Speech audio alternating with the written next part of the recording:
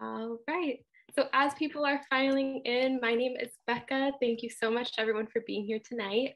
I'm a bookseller at Belmont Books. And for those of you who are not familiar with us, Belmont Books is an independent and locally owned bookstore in Belmont, Massachusetts. So you can pretty much find us right outside of Cambridge, Mass. And before we begin, I would just like to let everybody know of a number of other virtual events we have coming up in January. So the first being Sequoia Nagamatsu, the author of How High We Go in the Dark, who will also be in conversation with Chaya Bhuvaneswar on January 25th. And we also have Vritti Amrigar, author of Honor, in conversation with Ellen Barry on January 27th.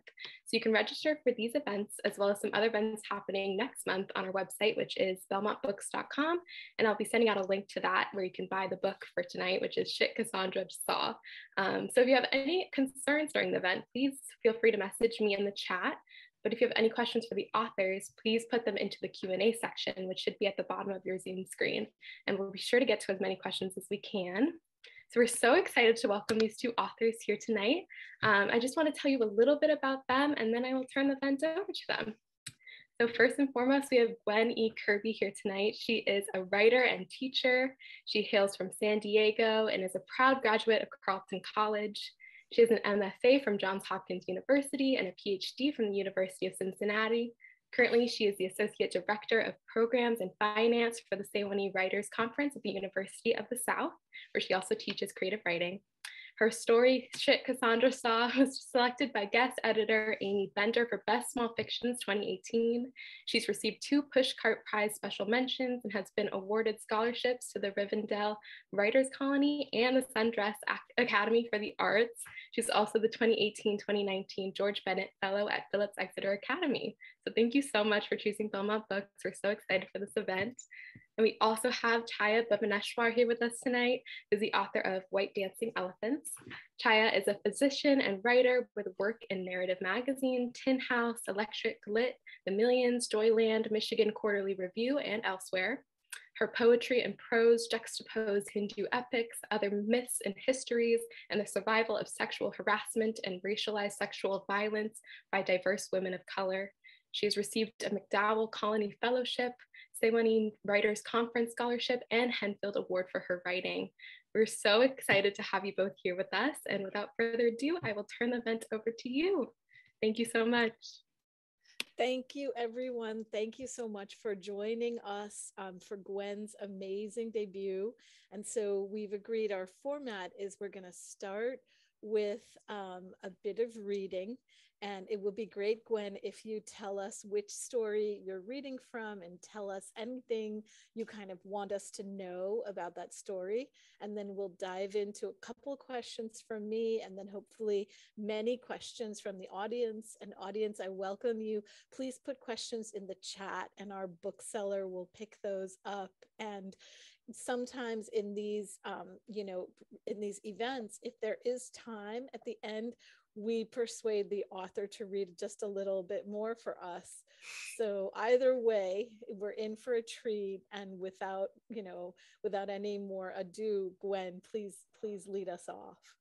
Thank you so much. And thank everyone for being here tonight. So I'm just going to read the opening to a story. I'm going to read the opening to a story that's called Midwestern Girl is Tired of Appearing in Your Short Stories. For kind of a Chaya's somewhat request in the email, and also because it's a story that I love. All right.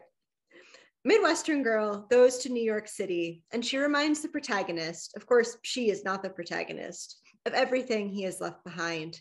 He covets her innocence and also despises it. When she gives up and returns home, he's sad, but not surprised.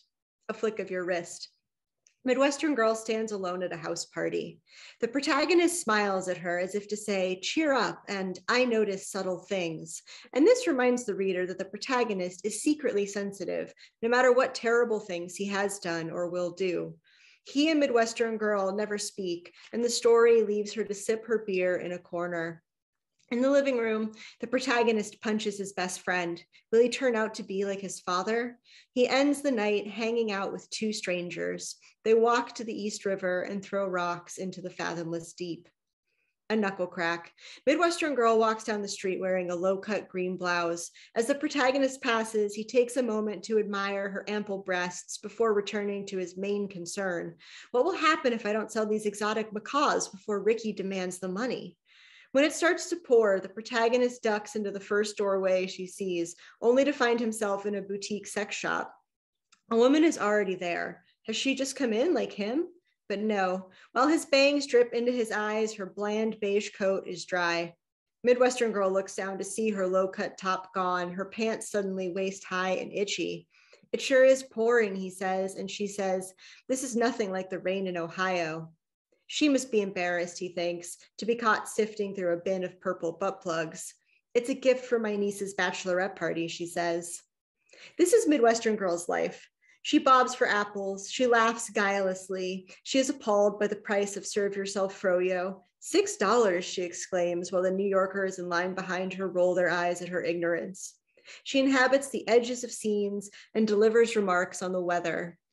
She is pretty, but never beautiful. She is silent, but never mysterious.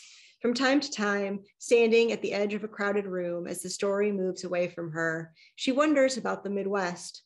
She has heard herself say that she misses its squeaky cheese curds, its deep snows, its particular kind of good people. Though she's from there, she's never been. For reasons at first obscure to Midwestern Girl, you become obsessed with road trips. A man travels from New York to San Francisco. He stops at an antique mall where Midwestern Girl convinces him to buy a rusty horseshoe. Every new home needs a little luck, she winks. He gets drunk in Las Vegas and loses it in a bet. A man travels from New York to Florida. There's no reason for Midwestern Girl to be in this story, but there she is at a rest stop in Virginia, gas pump in her hand. Iowa, the man says, looking at her car's tags. You're a long way from home. Am I, she wonders. A man travels from New York to anywhere else, having left behind his wife and all her expectations. He meets Midwestern Girl in a bar by the Motel 8. He and Midwestern Girl talk over beers, and she restores his faith in humanity with her innocent wit, her no-nonsense advice. He returns to his wife. Rewind the scene. The man and Midwestern Girl talk over whiskey, then walk back to her room. In the hall, they begin to kiss, and she fumbles for her room key. She's been kissed before. It's been clear all night in her bold eyes and suggestive top, yet she cannot remember it. Does a kiss always taste so half-hearted? She leans into him, traces his jaw with her fingers. She knows he'll stop even before he places his hand on hers. The door just barely cracked. You should go back to your wife, she says, but what she wants to say is do it again, but mean it. Rewind the scene. Midwestern Girl is the bartender, and the protagonist barely notices her, though he does spare a moment for those ample breasts. He hits on a woman from Portland who has tattoos and is damaged in a way that creates its own gravity. They go out into the parking lot and throw empty bottles at the stars. Midwestern Girl wipes the bar in a wide circle over and over and over. She has been almost content to sit at the edge of these stories, but she remembers all the dialogue she's spoken in this motel bar, the kiss she's taken, and she resents that Portland woman will be kissed with enthusiasm and abandoned. She wants to go outside and not only watch them, she wants to see where she is, someplace more specific than between one spot and the next. The protagonist and Portland woman come back in, and he leaves his wedding ring in the tip jar. Rewind the scene. The protagonist comes back in alone. Surprised you're still open, he says to Midwestern Girl. They're working you too hard. I'm tired, she says, and she means it. And I'll stop there.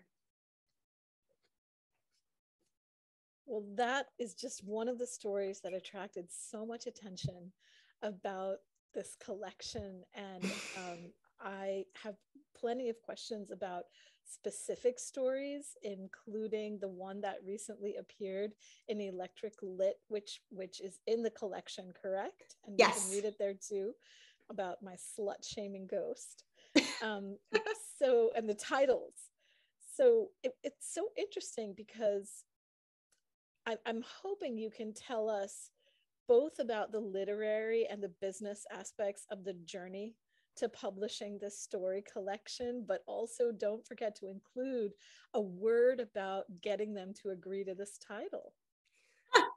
Well, getting them to agree to this title is the easiest and shortest part of the answer, which is to say that no one pushed back on this title. Wow. I really, really thought they would, and I was kind of prepared to let them. I'm not going to lie, as a debut author trying to sell her first collection, if they'd really insisted it was called like a few nice things that Cassandra thought about, I would have been like, okay, well, you know, like a girl's got to eat. I'm going to make this happen. But that was not necessary. So I was really lucky. In terms of the literary journey to getting this collection done, it took a really long time. The first story in the book I wrote maybe 9 years ago now. So it took about 7 years to write all these stories. And part of that is maybe because I'm just not as fast a writer as I would like to be. But a lot of that was just figuring out, you know, what the difference was between having a bunch of stories that are done and having a collection. And it was quite a while before I had amassed not only sort of enough material, but enough material that was cohesive. Like certainly there were many other stories I wrote during those years that they just didn't fit with kind of what the book turned into. So that was a long journey. I'm really grateful. I feel like I haven't shouted this out in any of my author events so far, but I'm really grateful to literary magazines. I feel like short story writers who eventually publish collections cannot thank literary magazines enough, not only for sharing our work in the world, that's how I got an agent, but also just for like those little dribble drabbles of hope that kind of keep you, I mean, you know very well, as you're someone who publishes in magazines, those get you through the years as you're learning what you're doing. Gosh, the business end of the journey has been pretty good. You know, I was very, very lucky to get an agent, and a mere 3 years later, I sold a book. So that's been very fortunate. I don't know if there's much interesting to say about the business end of the journey. Well, I guess what I specifically meant is that a lot of emerging writers are told that it will be hard to sell a story collection, and publishers want novels, and then maybe collections as an afterthought. So if you could just talk a little bit about that process of the magic of connecting with your agent, how that happened, and how your agent sort of saw it through to honor the short story, which is so alive as a genre, by the way, you know. Yes, it is. Not everyone seems to acknowledge that. So if you could say a little bit about that, that's what I meant by the business side. Oh yeah, oh absolutely. I mean, that was definitely part of the struggle of getting an agent from the outset, was that I had agents contact me. They, you know, read a story of mine in a journal or something, and they would say, you know, oh, what are you working on? And I would say, the short story collection. And they would be like, what about a novel? And I don't have one of those yet. And they would just mostly be like, feel free to be in touch in 7 years when you do. And I was very lucky. So I met Chaya at the Swanee Writers Conference, which is also where I met my agent. And I had been driving her to and from the airport for several years. And we talked about stories and just writing, and she was wonderful. And then she read a story of mine in a magazine and contacted me. And what she had to say was, I think there's a short story collection here that we can sell, which was certainly the first time I had heard anything like that, which was really, I mean, that was really wonderful and exciting. And then, you know, I'm sure some publishing houses passed on my collection because I don't have a novel. I hope to, I plan to, but I did not at the time. And so, yeah, short story collections are hard to sell. And I certainly got a lot of passes on this book before an editor took it on. And I was really lucky to have an editor who did not have a problem with selling it as a single book, not as a 2-book deal, just as a thing on its own. What for you is distinctive about short stories versus novels or even novellas, you know, like Danielle Evans's novella in her latest collection and so on? What do you think is that spark of an idea or an image or an anecdote, or in the collection's case, all these mythic stories and monstrous intimations, you know, that I love about this collection? What sparks it to eventually become a story? What is the seed like for you? Well, I think it was Kevin Wilson, or maybe another writer Kevin was quoting, who said that, you know, a novel is like taking a train journey, and a short story is like being hit by a train. And so, which was always stuck with me. And I think that that's what I love about writing and reading short stories, is that you can you can sort of go as big and as weird and as experimental as you want, because it's a short journey.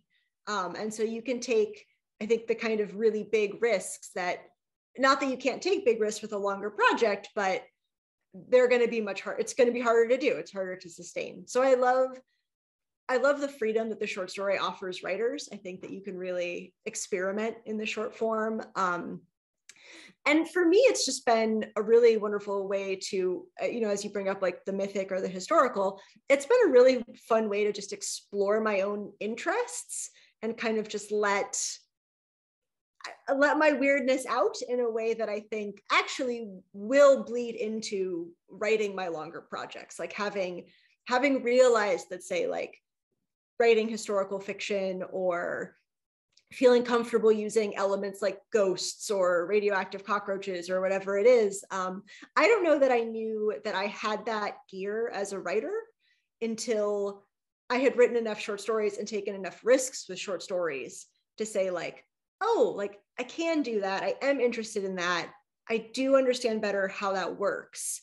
So I feel like, yeah, for me, the short form has just been really eye-opening about what I can attempt. And tackling the longer form now, I think it's going to be that train journey. It's going to have to be more sustainable, but I kind of feel like I've got more tricks up my sleeve than I did before I started to both to write and to read short stories. Because as you say, I think the short story right now is just so much is happening in the genre that's really, really wonderful. We're definitely going to come back to reading recommendations that you have for us at the end of this, but I do want to kind of dig into a little bit the story collection, specific stories. So, you talk about being comfortable writing ghosts, being comfortable writing historical fiction, but what I feel like you really supernaturally pull off in this collection as a whole, but also specifically in the Electric Lit story, the title of which, it's a long title, so I'll read it to people. My Slut-Shaming Ghost Can Go to Hell. that is a great title, but that is not the title of my story. Lit. Here Preached His Last. Here Preached His Last, which Here now sounds way less exciting. Title. But I don't know, maybe My Slut-Shaming Ghost Can Go to Hell is a good subtitle. But He Preached His Last. Title aside, what I felt reading and rereading that story is what you really seem to pull off, and what I want to ask, how do you do that, is the multiplicity of emotional register. So on the one hand, you are dissecting patriarchy, you are dissecting domesticity, you're describing the suburban mom's routine, and then this great line of, why wouldn't I fuck Carl, this fellow teacher? She's a teacher, he's a teacher, the opportunity is there, and apparently he's quite good looking. And then there's that register, but then there's also so there's anger, righteous anger, I feel, in terms of patriarchy, this exasperation. But then there's also incredible playfulness, the irreverence, right? Okay, that's there in the title. We know that irreverence and play is going to be there. But then the magic is this yearning and tenderness, because as you read the story, I feel like what I started to get really into and attached to is the relationship between the narrator and George, and almost her desire for him to understand, and how she says, he never asked me why I had an affair. And this haranguing ghost, from the 1700s, right? So I guess I wanted to ask you, what's your process of layering or approaching a story or revising a story? Maybe it all comes out in the first draft of moving between those registers, because I would say this is not just experimental and subversive, though it certainly is both those things. It's also deeply human and tender, because she doesn't really love her husband per se, maybe, in the way that, maybe she does, but then she also, there's things that he lacks. She doesn't find consummation in Carl, but George is kind of really elusive and not just a pain in the neck, right? I Yeah, that's just the loveliest. That's such a lovely reading of that story, because that makes me so happy that those things are in the story and that they're coming across. And I think, exactly why I wouldn't call that story "My Slutshaming Ghost Can Go to Hell," although that's a great title for a story I would like to write. Is that I think that you're absolutely right, that like there is a kind of a tenderness almost between her and the ghost, and like a desire for connection between her and the ghost. Like, she doesn't want him to go to hell. She wants him to understand her. And I think that I hope that it's a story that both she's kind of blowing up her own life, and she's really angry at these constraints that she has, but also like she just deeply wants to be understood, and she kind of wants to be understood by the systems that are constraining her, which is kind of what George ends up representing in the story. As for how all of that happens, it does not happen in the first draft. I can promise you that, as that story took many, many, many drafts to get close to right. But I think ideally that all those different nuances come into a story because you're just trying really, really, really hard to imagine your character as like a really specific and fully fleshed out person. And so, I think the story has all those registers of anger and confinement and rage and tenderness and connection, because those are all things that she as a person is really deeply feeling and going through. And so you see her just fucking Carl and being like, I just want to fuck Carl. But then you see how much she loves her daughter. And then you see how impossible being a mother feels sometimes. And then you see her getting drunk at night alone with George and having a conversation. And I want her to feel fully human. And so when the story reaches all those different emotional registers, that for me warms my heart, because it makes me think like, yes, she does feel fully human on the page. And that took me a while to flesh her out, to make sure I got her right. And she wasn't just some like, I don't know, stereotype of a woman who's like, yeah, I'm just gonna have sex and damn the man. Like, there's a lot more happening in that story. So I'm going to shoehorn two possibly related questions together, and then we're actually going to turn it over to the audience. One question is sort of what you're reading now, and books that have influenced you, books, that are really on your mind. And also, what can we hope to see from you next?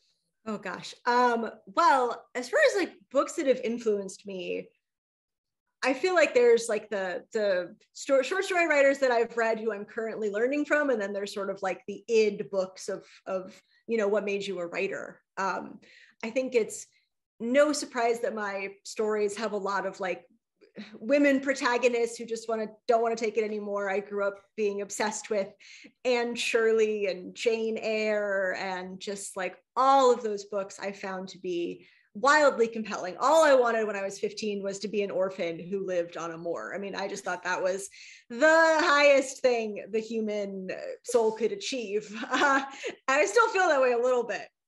And so I think that this story does kind of reflect that yearning and excitement for the past in some ways, and for independence. Because as we all know, a protagonist with parents, they're never going anywhere. You got to be an orphan to really get things going. As for writers who've influenced me, I mean, it's not original to say that George Saunders and Kelly Link are. I think they're giants of the short form who I think kind of loom over us all right now in wonderful ways. Saunders is someone who, I mean, he's so funny, and he also makes me cry. And so I feel like I'm constantly turning to him to see how tone and form and character can bring like that humor and pathos together, because he just does it absolutely brilliantly. Kelly Link is a genius. I feel like I'm just going to start listing people who are geniuses. Vanita Blackburn, who we both got to know this summer at Swanee, is doing such incredible work in flash fiction. And that is really cool to see. I'm really excited to see like flash fiction coming to the kind of coming into its own a bit and being, not only being online where I think it's been doing well for a while, but like in published books in maybe like the wider discourse a little bit more. I really love Katherine Heine, who I had not read before the pandemic. I don't know if this was your experience, Chaya, but when I first had my book purchased and we were talking about blurbs, my agent and editor like sent this list and they're like, oh yeah, what do you think about these people that write a lot like you who you've definitely heard of? And I was like, oh my God, I haven't read like 9 out of these 10 authors. And I was so mortified. So of course I immediately went to the library and was just like, I got to read all these women. And so Katherine Heine, Melissa Broder, Jen Began, who writes that duology about this woman who just like cleans houses and takes like naked art photos in the houses. And she's amazing. And she's obsessed with basically like naked photography and old timey vacuums. And it's just great. They're incredible. So funny and so weird. I was like, this is awesome. I will not just list books at our innocent audience forever, but those are some of the writers. As for what comes next, great question. I would like to write a novel. I mean, I am working on writing a novel. I won't give too many specifics, but I will say that one of the joys of working in this collection was learning about all these different women from history. And there were certainly some women from history who, while I started writing their stories, clearly they were not going to be like a 500-word flash piece that I then left behind, because there was just more that I wanted to think about and more that I had to say. So I am interested in hoping to write a novel that is historical fiction, but probably will involve as much cussing and ghosts as the collection did, although we shall certainly see. And I do also just really want to continue to write short stories. I have really developed like a love for that genre that I would not have foreseen before I went into my MFA, when I had not read very many short stories before that. Excellent. So I think we have our bookseller back, and maybe get some questions from the audience. Please put them in the chat. No question is too small. Oh, I think I see some, hopefully. Yes, truly no question is too small. I'm happy to answer it about the book or writing or, yeah. Excellent. And then maybe there'll be time for Gwen to read just a little bit more. I always love that, but let's see. So it looks like we have a question from Albert, and he's wondering, of all the abilities in A Few Normal Things That Happen a Lot, which one would you choose for yourself? Oh. That's a great question and kind of a cheat. So that story, for anyone who hasn't read it, which I would assume would be most of you, is about sort of these women who go out in the world and are bothered by men. But sort of the premise of the story is that in each paragraph, it'll be like, a man bothers a woman and then she bites him with her mouth full of fangs, or like a man bothers a woman and then X, Y, and Z. So there's radioactive cockroaches and werewolves and a lot of stuff. God, which one would I pick? I think I'd really like to be a werewolf. She seems to be a very easy and nice kind of werewolf, like she can just be a werewolf whenever she wants to be a werewolf, which like, that sounds really baller. I would love to be able to just turn into a wolf, go for like a little wolf hike, and then like come home. That would be super cool. Although I think it does miss the point of that story, perhaps, in that all of these abilities that these women have are painful in some way. Sort of that's the idea of the story, is that to have to give out violence or imagine violence is harmful, even for the person who is imagining it and giving it out. But if I'm living out my fantasy, yeah, I just want to be an awesome werewolf who can just like do whatever she wants. That would be great. That's awesome. There's another question from Julia, and she's wondering, are there different forms you'd like to experiment with now that you've done Yelp and WikiHow? Oh, gosh, that is a great question. I mean, yes, in that I love writing with forms. I think, and I don't know if you find this, Chaya, when you're writing, but I just find that middles of stories are very, very daunting. And I love having like a little ladder that I know I'm climbing while I write, because I can diverge, I can go off on a little tangent, but like I know where the next rung is. And so I can keep building the story that way. And I don't really know, I think I love the internet And I kind of feel like the internet is just slowly providing us all these really strange forms to work with. And I don't have one in particular, like for a story that I would plan to use, but I really like trying to incorporate more like texting and tweeting and Snapchatting and all those things into my own stories. And I really like challenging my students to do that. So like when we do like epistolary day, you know, we'll start with having them write a story in the form of letters, and then we'll go to, you know, text messages, and then I'll just be like, you're young, I don't know what you do to communicate, but write a story in that form. And then they'll tell me about it, which I always find really, Becca is also young, so she would have answers to that question. But basically, yes, I love writing in forms, and I really hope that I get to continue doing that. That's the last question I'm seeing. But if there's more time at the end, we can always answer if any lingering questions arise. So you know, we have quite a few minutes, right? So I'm wondering, Gwen, if you could read just a little bit more, and then we can see if there's maybe one more question after that, and finish out. But whatever you'd like to do, you know, if you'd like to just kind of talk more about, you know, your process, that's fine too. But we love your words, and there's nothing like hearing the author read their own words. Oh, sure. I'm happy to read more. Let's see. I can keep going with that story unless everyone's like, no, I'm done with that. That's a great story to keep going. So basically, yeah. So the protagonist, as we know, is kind of doing her Midwestern Girl thing. And that's basically where we are. She says she's tired, and she means it. So I'll just read a few more pages, and then we can, you know, answer any questions or keep chatting. A man travels from New York to Reno and sees Midwestern Girl hitchhiking west of Omaha. Her heart soars. What a thing for her to do. The gravel on the side of the road bruises her feet. Why is she wearing flip-flops when she has hiking boots tied to the outside of her oversized pack? The man pulls over to the side of the 2-lane highway and picks her up. Should she be getting into his car? Her feet insist she will, though she tries to hold them to the hot asphalt. Once she's buckled in, the car is speeding down the road. The man tells her she shouldn't hitchhike. Doesn't she know it's dangerous, especially for a beautiful girl like her? Is this his way of saying he is a danger, or just the entire rest of the world? She smiles coyly and says, "Good thing I met you then." And they pass through Lincoln, Kearney, Cozad, North Platte, Ogallala. Though the man has driven through this country before, this time he sees it through her eyes, which are so bright and hopeful. She becomes less anxious as the hours pass, but she is always aware of him. And for once, as she looks out the window, her look of innocent excitement is not a mask. She's never traveled before, never seen so many miles in every direction. Their conversation is dull. It's a beautiful day outside, she says, but it isn't what she wants to say. She wants to say that she enjoys rain as much as sunshine, that she loves when snow obliterates the features of a landscape. She wants to shout her desire for a storm that will pluck trees from the ground like daisies.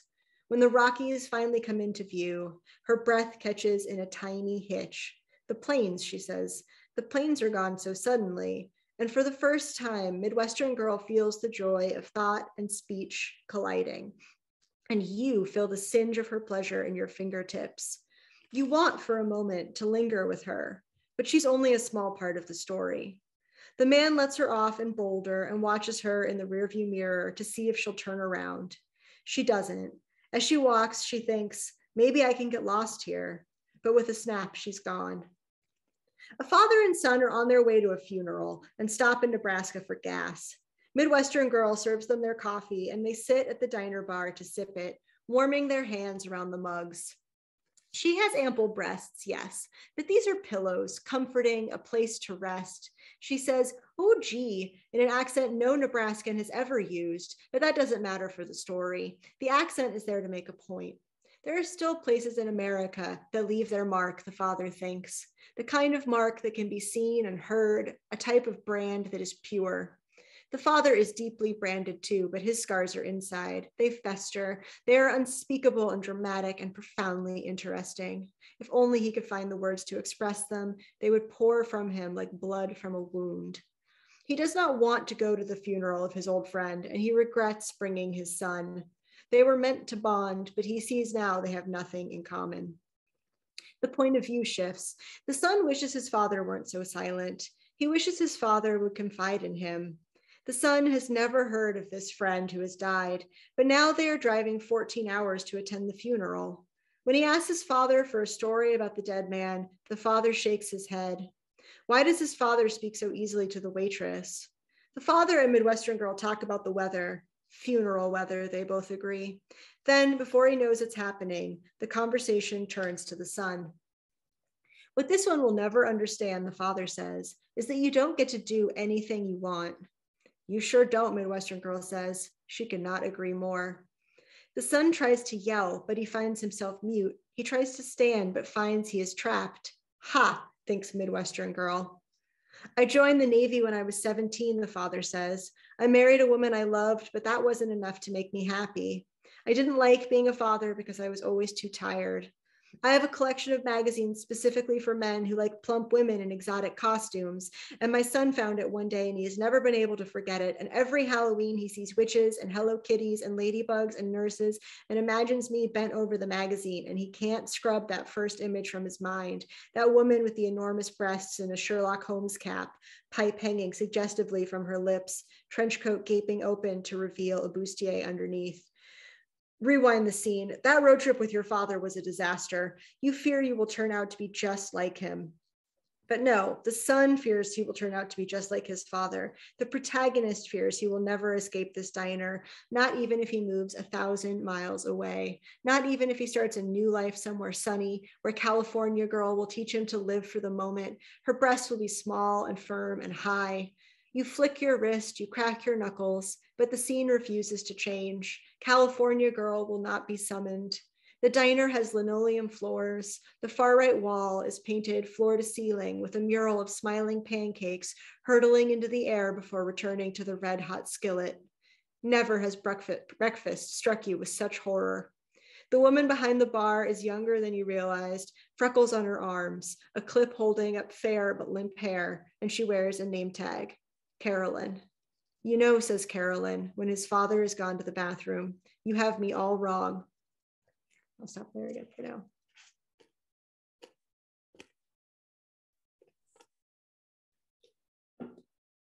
Oh, you're still muted, Chaya. Just wanted to check in with our bookseller to see if there are more questions, or just invite anyone, including the emerging writers in the audience who, this is an opportunity to, to connect with this very successful writer tonight. Oh, yes. Yeah. It's very big to sell a short story collection from everything I've heard. It really is. So any other questions, or bookseller, did you have anything else that you wanted to announce before we wrap up? It looks like we do have another question.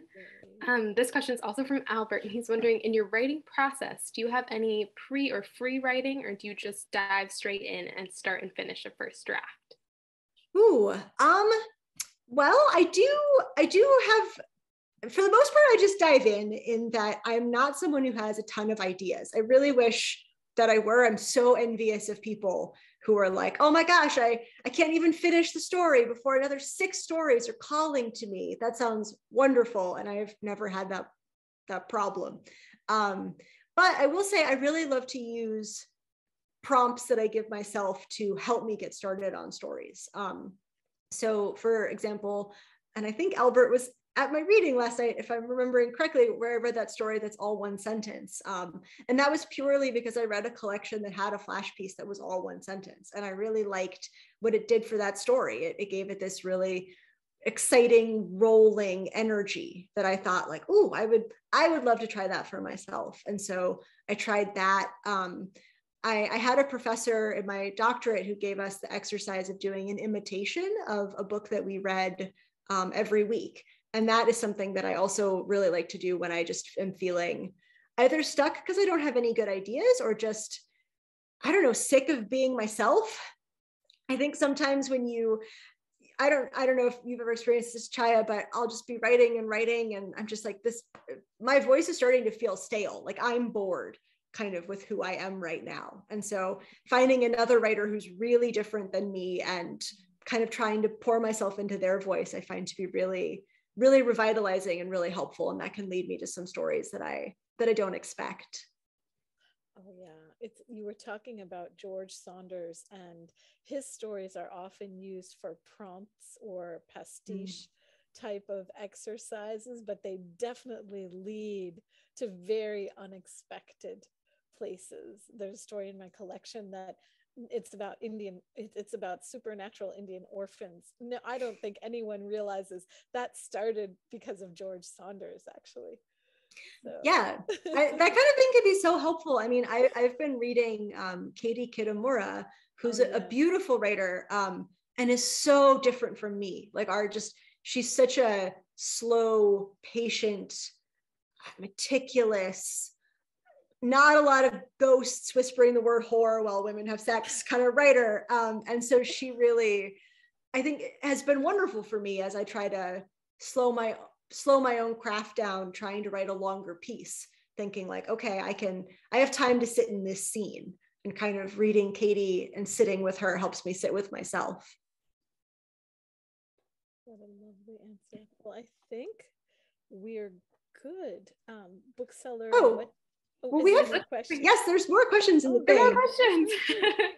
So it looks like we have another one from Monica, who's wondering, what is your best advice for a writer who wants to branch into fiction from poetry? Oh gosh. Well, one, welcome.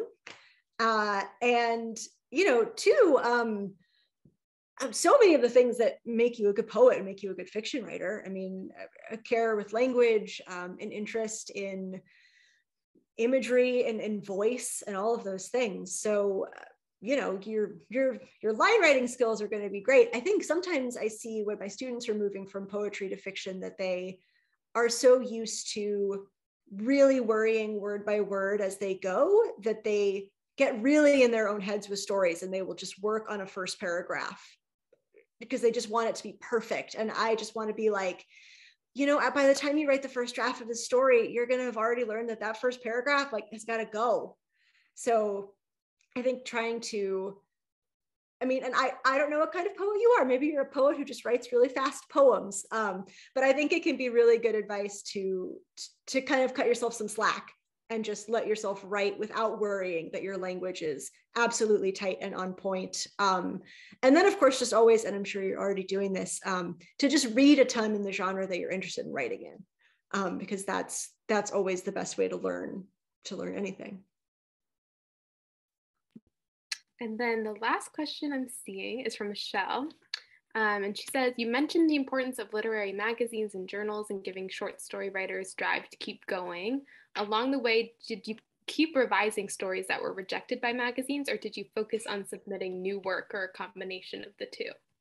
A combination of the two. But I mean, and I often show my students this at the end of the semester, but if you looked at my acceptance versus rejection Excel spreadsheet, I think I have maybe 350 rejections and 12 acceptances.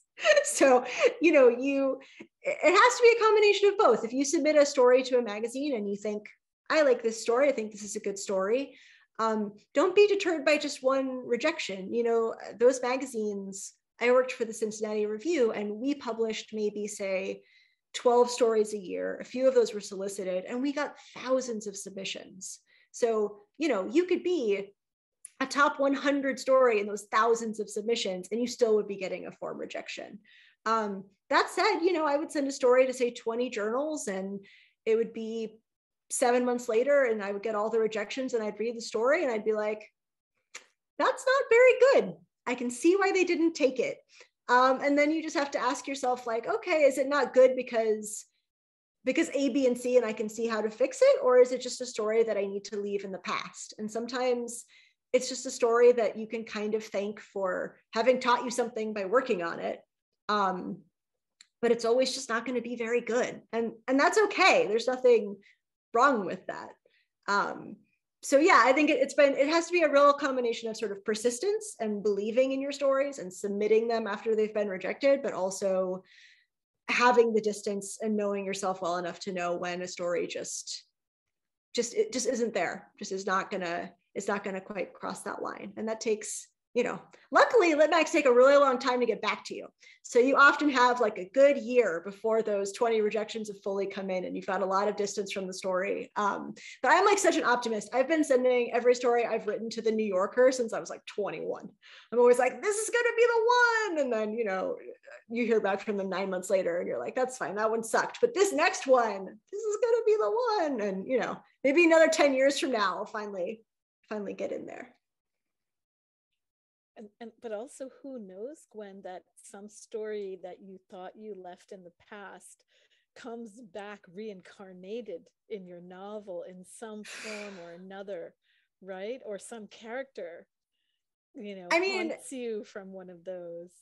There's definitely, I think, a difference between stories that you leave behind because you're just done with them and stories that you set aside because you have not figured out yet how to make them work. And I definitely have some stories that I'm like there's one story I wrote that it is a disaster. I sent it to my agent and she was just like, no, what are you doing? This is a mess. But I really want it to work. It's basically about this, like the last of the elephant birds, who were these really cool birds. I mean, they were enormous and they left these shells behind basically as fossils. And they're like the size of, I mean, they're huge. They're so cool. Anyway, it's basically like a time traveling swashbuckling elephant bird. And it is awful, but my heart wants that someday to work. And I still feel like it could if I just were better. So I'm going to keep writing and maybe someday I will be able to make that story work. But that's a great distinction, Chaya. Some you're done with and some I think sit to the side and yeah, if you keep thinking about them, there's a reason. Yes, they lurk. They kind of, if they stay in your mind, there's a reason. I'm happy to say I've forgotten a lot of my disaster stories, and they can stay in the past.